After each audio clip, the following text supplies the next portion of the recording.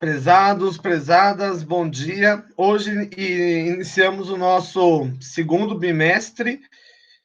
Bom, hoje eu vou efetuar o lançamento das notas da turma, mas no geral eu tenho apenas boas recomendações. A turma foi muito bem. Eu vou abrir aqui a prova para ver a média da turma, mas no geral pelo que creio, todos que fizeram a prova fizeram estiveram, né, dentro da média.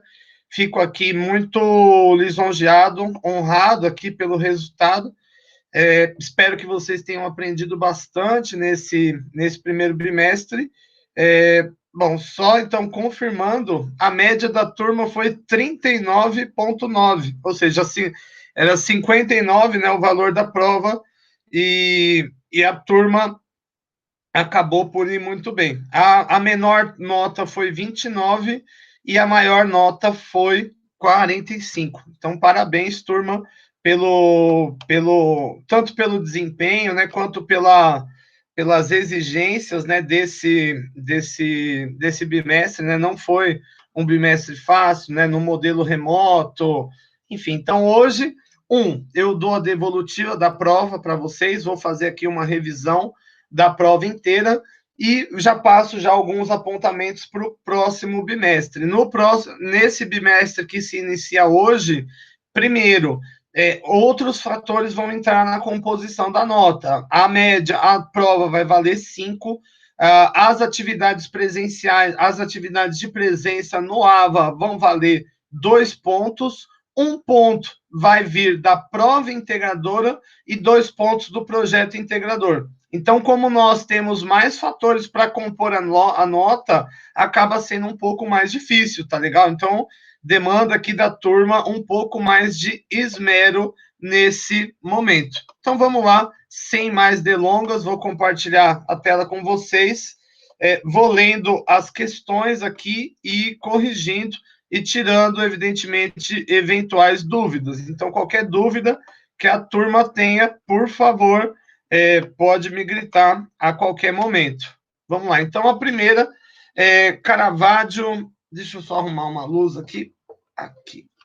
Caravaggio achado num porão de sótão. Já pensou, gente? Vocês vão mexer lá na estrutura da casa de vocês e acham 100 milhões ali guardadinho. Então, aqui a pergunta é: vamos supor que o Sertudo que achou esse Caravaggio resolva vender a obra e receba, e aceite uma oferta acima do valor de mercado, no valor de 400 milhões de euros. Eu tenho até dificuldade de fazer quanto isso daria em reais, né? Faz vezes 6,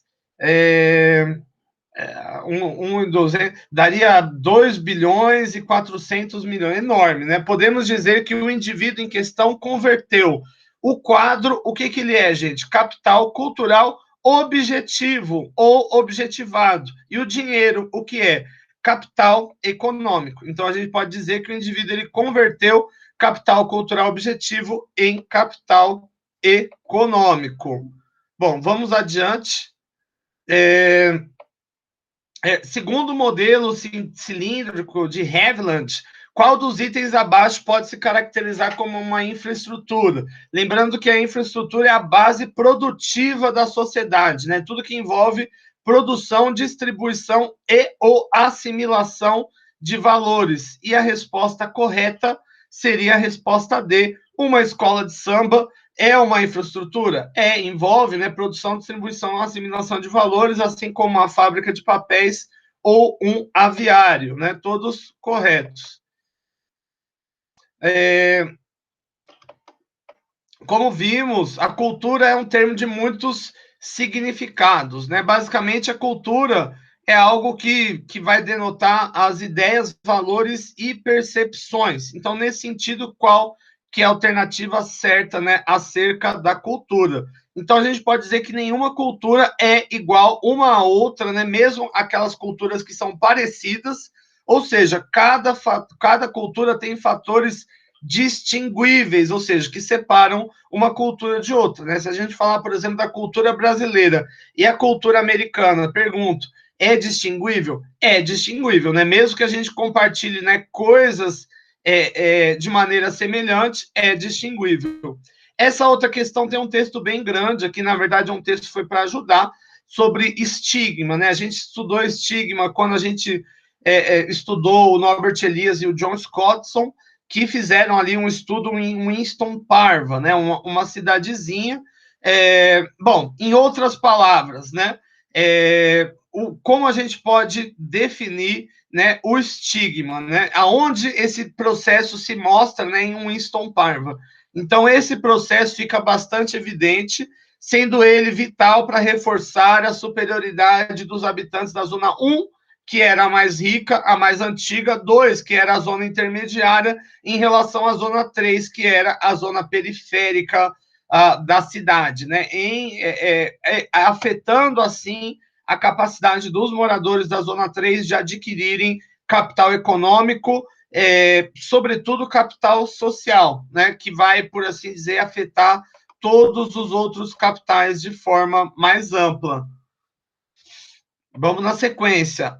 Hábitos, né? Então a gente viu, a gente estudou hábitos, né? Quando estudamos o Pierre Bourdieu com o conceito de campo e hábitos, e basicamente a gente pode entender o hábito como um tipo de chave, né? Para você conseguir entrar, por assim dizer, nas arenas, né, de mercado, dentro dos campos de forma geral, e é através do hábitos, né, também que você avança, né? Então, nesse sentido, que alternativa a seguir pode denotar um hábitos? E a resposta correta é: os passos de dança de um determinado funk são copiados por jovens de uma cidade, né?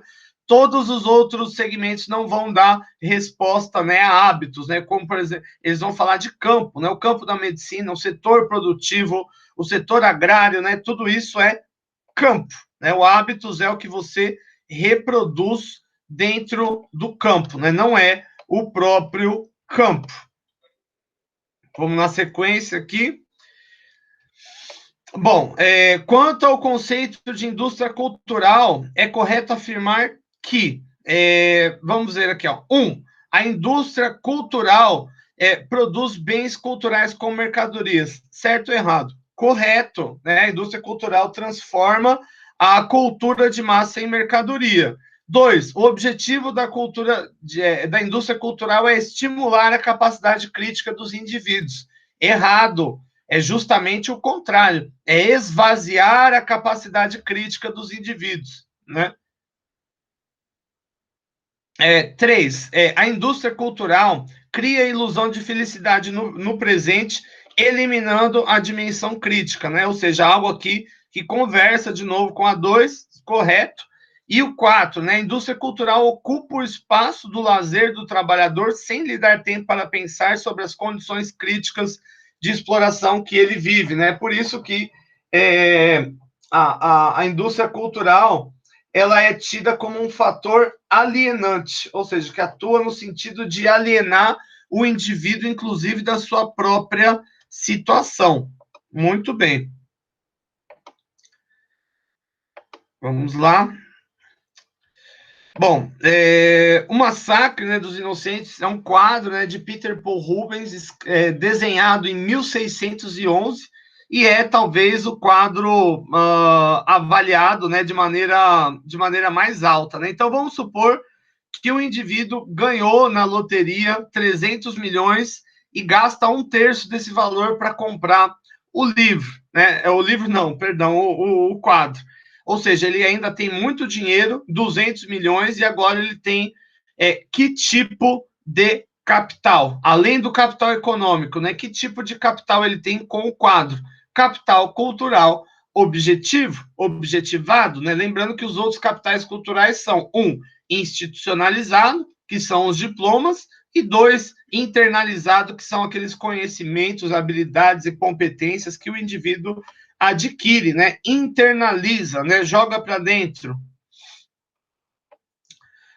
De novo, uma outra sobre os estabelecidos e os outsiders, né, o estudo de Elias e Scottson, nesse sentido, né, se a gente pensar em Winston Parva e a relação entre as três zonas, né, pergunto, o que a zona 1 e 2, né, ofereceu em relação à zona 3? Aí aqui, né, acho que estava respondível por si só, né, passagens aéreas não é, rodada de boliche, dia de confraternização não é um estigma, né, um estigma é uma categoria de valor deletéria, que subtrai a possibilidade do grupo, né, e ou do indivíduo adquirir capital social e, consequentemente, os capitais que vão emanar a partir do capital social, né, inclusive o próprio capital econômico. De novo, Bourdieu, né? Bom, então a teoria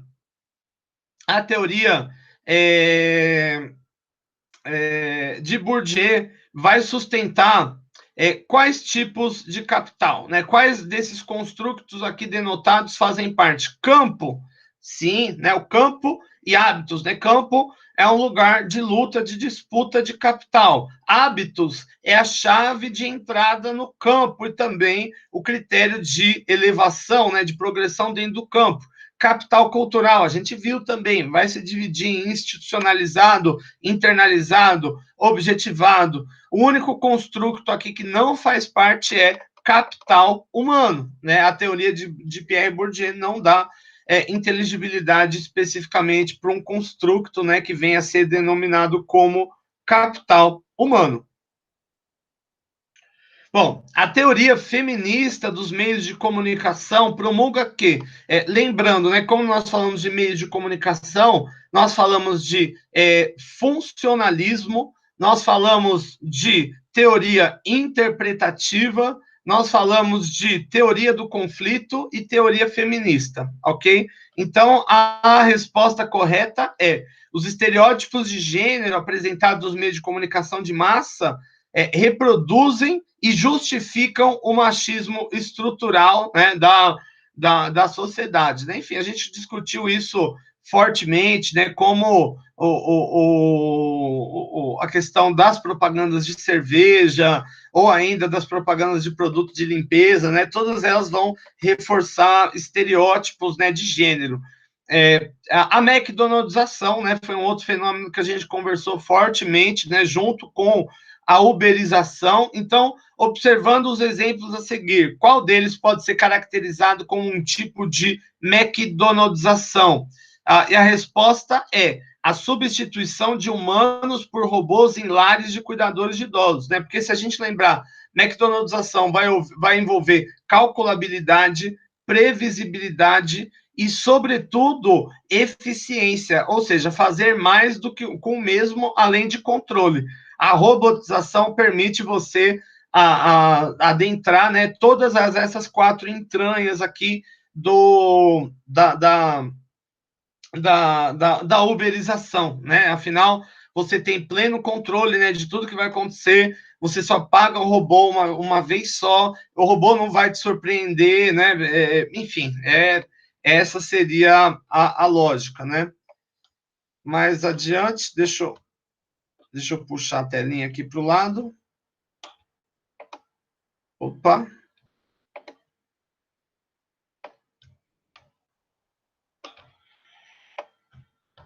Eu não consigo puxar para o lado. Aí, agora consigo. Ok, acabando já a nossa prova. 3. De novo, né? Uberização e McDonaldização, dois fenômenos que andam lado a lado, mas eles vão se distinguir entre si, né? Lembrando que McDonaldização, a gente fala de empregos tradicionais, mas que se baseiam em eficiência, controle, calculabilidade e previsibilidade. Enquanto que uberização, nós falamos de novas relações de trabalho, né? O que nós chamamos aqui de capitalismo de plataforma, né? Que basicamente vai se caracterizar pelo uso, né, do software, da tecnologia, como um intermediário, né, diminuindo distâncias, e também, né, com sistemas de classificação, ok? Então, qual das experiências a seguir pode se classificar como um tipo de uberização? E ali está descrito várias, né, mas a resposta correta é Um novo aplicativo de celular intermediador oferece aos usuários possibilidade de contratar diferentes profissionais autônomos de estética, tatuadores, cabeleireiros, barbeiros, esteticistas no conforto do celular. Ou seja, aqui você tem o profissional, a plataforma intermediando e o usuário empregando, né? Isso é uberização, né? Ok? 2. Entre o final do século XX e o começo do século XXI, tanto a uberização quanto a McDonaldização se consolidaram, né, enquanto tendências. Né? Nesse sentido, na outra questão, a gente tinha que verificar uberização e nesta McDonaldização. Né? Qual aqui remete à McDonaldização? A resposta correta é uma empresa de comida localizada em um shopping substitui funcionários do caixa por um totem de autoatendimento.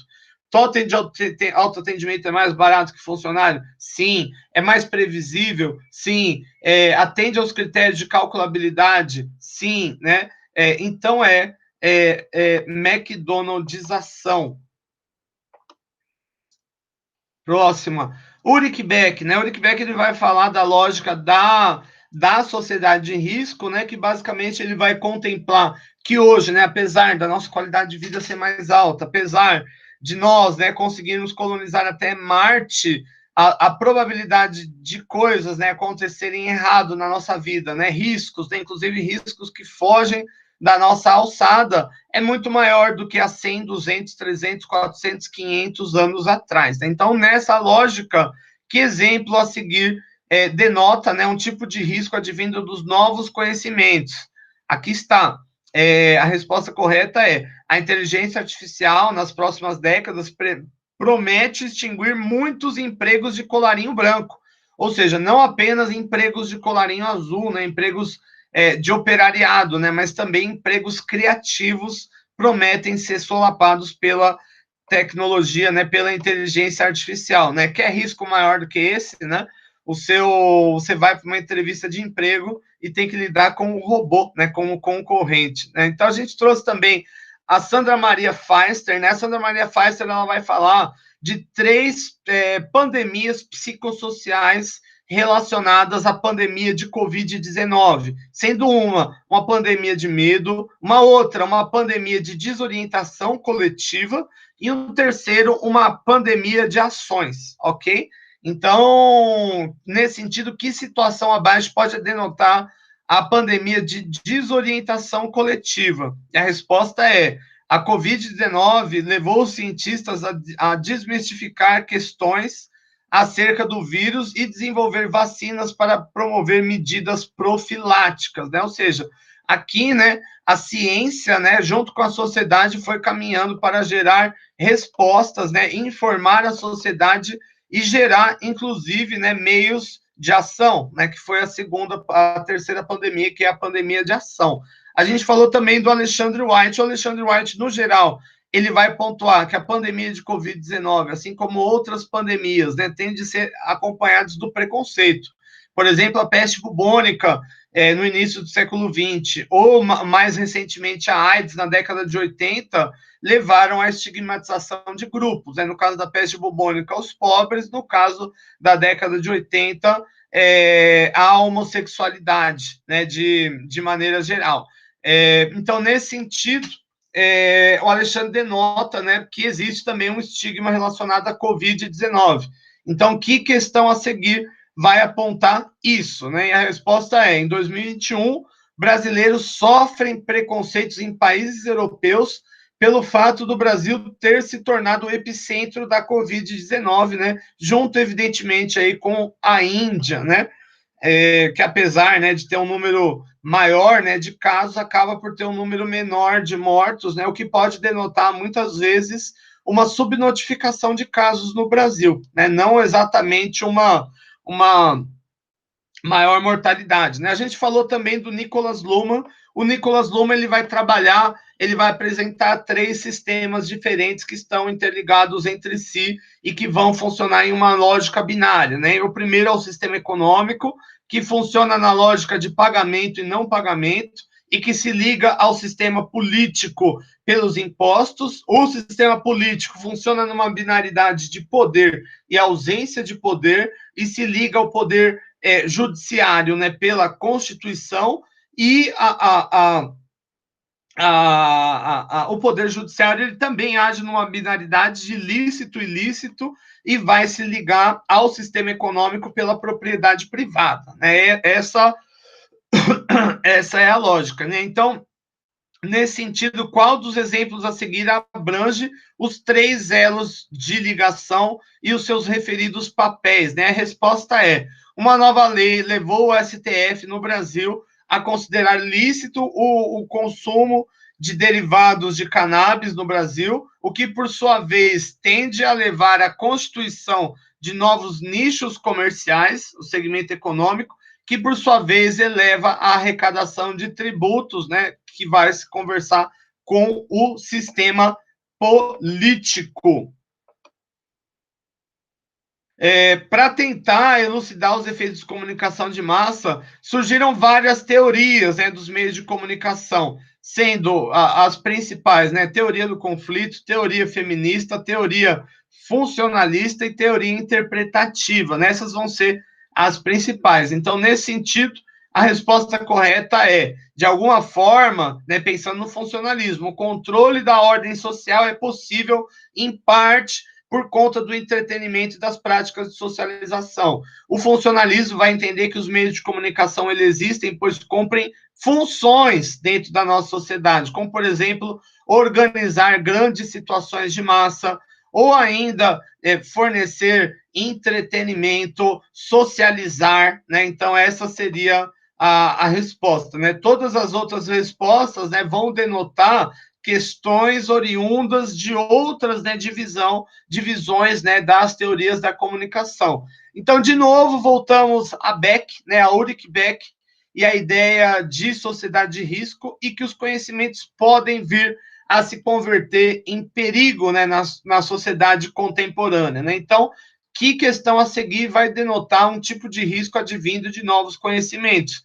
E a resposta é o desenvolvimento de armamentos bélicos, né, principalmente armamentos nucleares, por países como Coreia do Norte, que é uma ditadura ultra-totalitária, o Irã, que é uma teocracia, né, podem afetar a ordem internacional e até mesmo comprometer a existência humana. Né? Aquele negócio, ninguém começa uma guerra nuclear porque é o que nós chamamos aqui de um evento de soma zero. Ou seja, você começa uma guerra nuclear, eu vou retalhar com arsenais nucleares, os outros países vão se envolver, né, porque eles vão querer ser proativos para eles mesmos não serem atingidos por materiais nucleares, e isso pode levar à pulverização ou do nosso mundo ou da nossa espécie, né, de forma geral.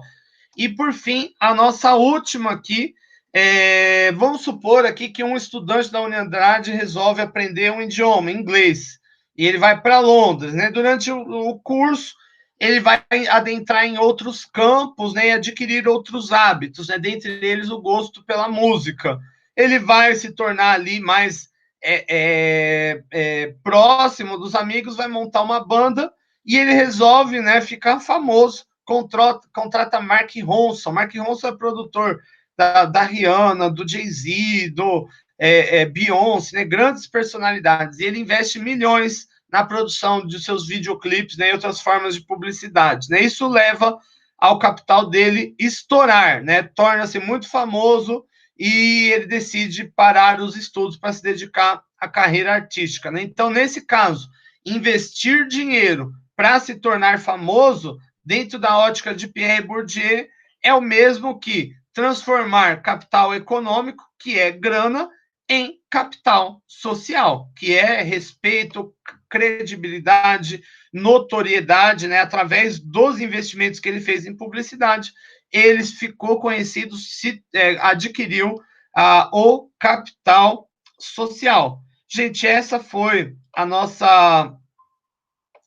revisão aqui do primeiro bimestre. É isso, né? Então, lembrando, né, no segundo bimestre, mais fatores, né, vão entrar dentro da composição de notas, né? Além dos fatores elencados até agora, que é a participação no AVA, que é a prova, né? Basicamente vai mudar mesmo esses critérios, né? Então, de novo, participação do AVA, 2 pontos. Prova, 5 pontos.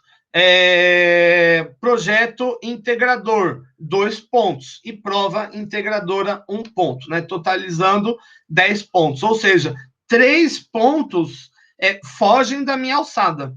Entende? Tem 3 pontos que não dá para a gente negociar. Que 2 é do projeto integrador, 1 é da prova integradora. Então, a depender do desempenho que vocês forem ter nesses outros 2, né, nichos, isso pode vir a afetar a nossa média de maneira geral. A princípio, a turma, né, como eu disse, teve uma média razoavelmente alta, né, foi bem. Eu creio que não vão ter dificuldade, mas se caso, né, alguém ficar de final, enfim, vocês aqui já são veteranos, já sabem como funciona a final, vai ser uma prova, né, de 20 questões com todo o conteúdo do bimestre, né? Essa vai ser... Bom, e agora, né, que nós já passamos a devolutiva da nossa prova bimestral, já apresentamos aqui o modus operandi do segundo bimestre. Aliás, a gente pode falar um pouco dos temas do segundo bimestre, né? No segundo bimestre, nós vamos iniciar com clássicos da filosofia, mas claro que à luz de temas atuais, né? Então, o primeiro debate que nós vamos fazer semana que vem é John Locke e Rousseau, na verdade, e Thomas Hobbes, né? Seria o ser humano bom ou ruim por natureza? Depois nós vamos ver René Descartes e John Locke, né? Um vai entender o homem, né, como uma marionete, outro como uma tábula rasa. Nós vamos falar também da teoria da escolha racional. Além disso, nós vamos falar das instituições, né, dos códigos e das regras, e vamos pontuar também, né, fatores aqui da sociologia jurídica, né? Ou seja, vamos pontuar como as leis surgem, né, através do uso e do costume, e por fim, lá no final do bimestre, nós vamos olhar para um autor brasileiro chamado Miguel Reale, é um jurista, né, que traz uma ótica triádica, né, para nós interpretarmos as leis e o efeito delas na sociedade, né? Nesse sentido, a gente fala de fato, valor e norma, né, que é a teoria tridimensional do direito, e assim fecharemos o nosso bimestre de maneira geral, e sempre trazendo, né, para temas contemporâneos, né? Bom, no final, gente, no começo de junho, aliás, eu já vou fazer uma propaganda aqui para vocês, nós teremos o Join Psis, né, um evento que eu estou organizando lá no curso de psicologia, e o pessoal aqui está convidado, né? A participação é gratuita, e quem aqui se inscrever e participar minimamente aqui das atividades já garante aqui um certificado de 40 horas, né? Deixa eu compartilhar aqui a tela para mostrar.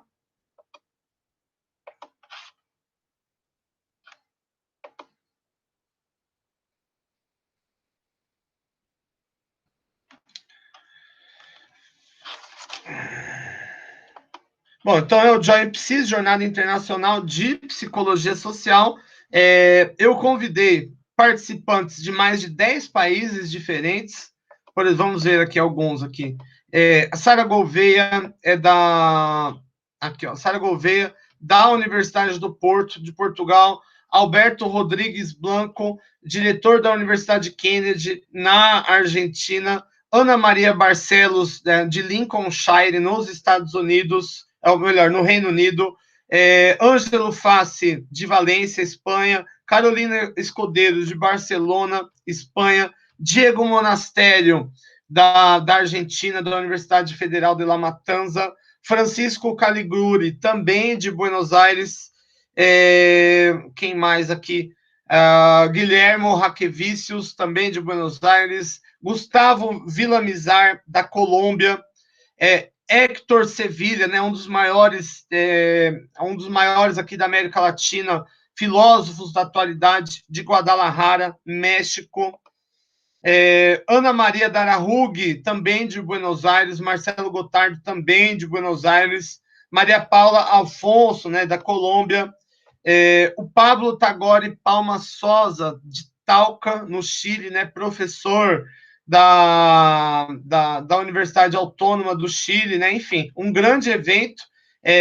Basta aqui vocês digitarem no Google, né, Join PSIS, está aqui na página da Uniandrade, o Join PSIS, aí vocês vêm aqui em como participar, e aqui, ó, tem aqui, ó, inscrições de modalidade de ouvinte, e eles vai se remeter a uma outra plataforma que nós temos, o Simpla. Aí aqui no Simpla, né, basta você vir aqui, ó, selecionar um ingresso, pôr para continuar, aqui ele vai pedir seu nome, seu e-mail, e voilá, você já está inscrito já na nossa etapa, vai receber as atualizações, as informações do nosso evento, lembrando que o nosso evento é em parceria com a Universidade Argentina John Fitzgerald Kennedy, né, na Argentina, em Buenos Aires. Bom, é isso aí, vamos ficando por aqui, deixa eu ver, só o William hoje está aqui, bom dia, William, bom dia, e para a turma, né, que for ver depois, estamos aí também, tudo bem, William? Bom, professor, Wellington. Ô, Elton, perdão, Elton, eu tô sem perdão, desculpa de Como é que você coração, tá, Elton. professor? Tudo bom? Eu tô bem, desculpa. Agora, olhando de perto aqui, é que eu tô longe aqui do computador, perdão, Não, dá nada, não. desculpa. Enfim, Elton, hoje foi light, hoje foi só uma revisão da prova, tanto é que os colegas até fugiram, né? Normal, tudo bem. Mas aí, da semana que vem em diante, aí começa mesmo o nosso bimestre. E se está tudo bem, eu vou ler contigo aqui a nossa questão de frequência. É uma questão muito simples. Hoje, talvez seja a mais simples de todas, é a primeira que vocês têm que escrever. Vamos lá? As notas o professor vai postar essa semana? Hoje. É para sair hoje, hein, Wellington? É para Ah, sair sim. hoje. Os outros professores já postaram já, Wellington? Ainda não. Ó, Ninguém. já vou me adiantar já. Hoje, na verdade, já está tudo fechado já. A turma foi muito bem. Ninguém tirou abaixo da média. Eu já fechei aqui, eu só preciso efetuar. Estou tendo um problema. Eu acho que vários professores estão lançando ao mesmo tempo, aí fica sobrecarregado, sabe? Mas hoje eu acho que eu Ah, consigo efetuar. E qualquer dúvida, você pode também me questionar depois no e-mail. Bom, tá a pergunta, Wellington, muito simples. O que você gostou no primeiro bimestre? Ou seja, que tema te chamou a atenção? E o que gostaria de ver no segundo bimestre? Quando eu falo que gostaria de ver, não é necessariamente tipo, eu gostaria de ver a teoria X, né? Não, porque a gente sempre trouxe, né? A gente apresentou as teorias, mas a gente traz para temas atuais, né? Tanto é que eu falei de Covid-19, falei de McDonaldização, de uberização. Então, algum tema que você acha bacana, que você queria ver, sei lá, desafios que a globalização traz, por exemplo, para o administrador. Enfim, alguma coisa assim que eu consigo depois trazer aqui na ótica da filosofia. É isso aí, meu. Deixa eu mostrar aqui, ó. Na verdade, eu falei que ia compartilhar a tela, li a questão e não mostrei. Deixa eu compartilhar aqui, só para mostrar onde está.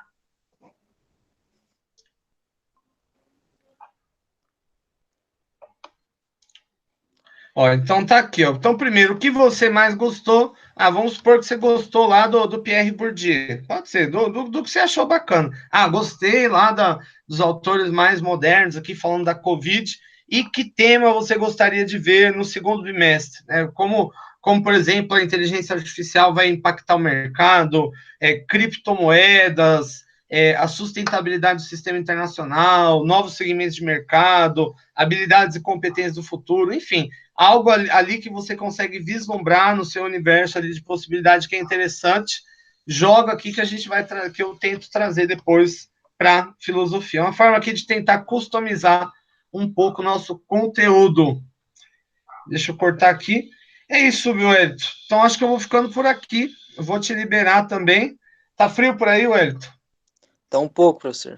Aqui também é Curitiba sendo Curitiba, né? Curitiba com cara de Curitiba, né? Tem que ser meio cinza, tem que ser ventando, meio forte. Eu gosto, para falar a verdade disso. Dá preguiça, não, de encarar o dia, mas é confortável também.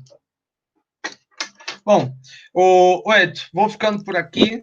Desejo aí, deixa eu cortar já a gravação aqui, senão os colegas vão ficar com preguiça de ver tanta aula.